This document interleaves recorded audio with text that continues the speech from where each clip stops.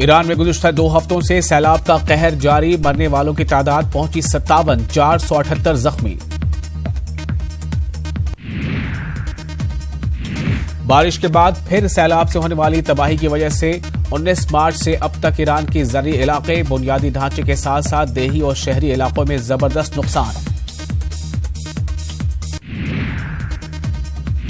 मगरबी ईरान में दर्जनों शहर और गांव अब भी जेरे आब। ईरान में तमाम डैम 95% भरे हुए हैं।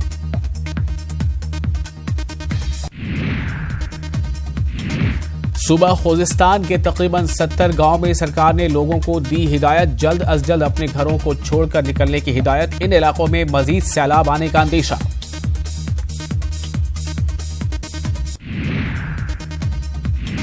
अमेरिका का हिंदुस्तान को 24 MH-60 हेलीकॉप्टर देने का फैसला। अमेरिका ने गुज़िश्ता रोज इस सौदे को दी थी मंजूरी।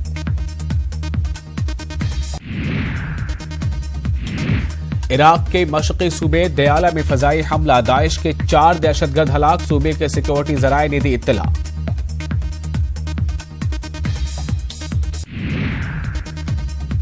दयाला इंटेलिजेंस डायरेक्टरेट ने बयान किया जारी, कहा बगदाद के शुमाल मशरक़ में 110 किलोमीटर दूर देही इलाके में IS के शिद्दत पसंदों के छुपे होने की मिली थी इत्तला, की गई कार्रवाई।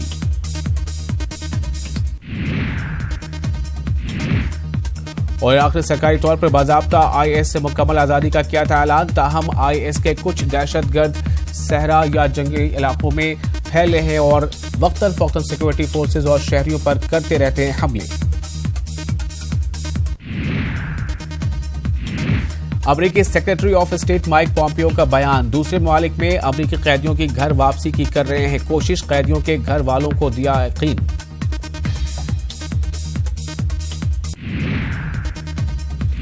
पॉम्पियो ने कैदियों के अहले खाना से स्टेट डिपार्टमेंट में की मुलाकात, दिलाया यकीन, कहा सदर ट्रंप हर मुमकिन कोशिश कर रहे हैं।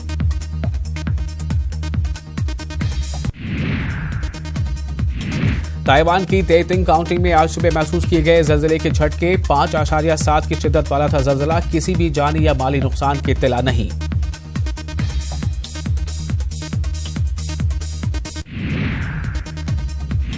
दहशतगर्द अहमद तातरे NIA के हवाले, UAE ने हिंदुस्तान को सौंपा, लथपुरा हमले का मास्टरमाइंड है अहमद तातरे। पाकिस्तानी जेलों में हिंदुस्तानी कैदियों की रिहाई का मामला तवील अरसे से ज़ेर इल्तवा, वज़ारत ख़ारजा हिंद ने किया तशवीश का इजहार।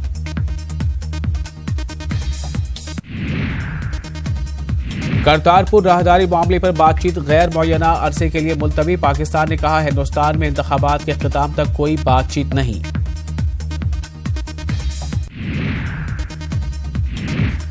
FATF की तरफ से पाकिस्तान को ब्लैकलिस्ट किए जाने का इम्कान, पाकिस्तान के वज़ीर ख़ारजा शाह महमूद कुरैशी ने जाहिर किया अंदेशा।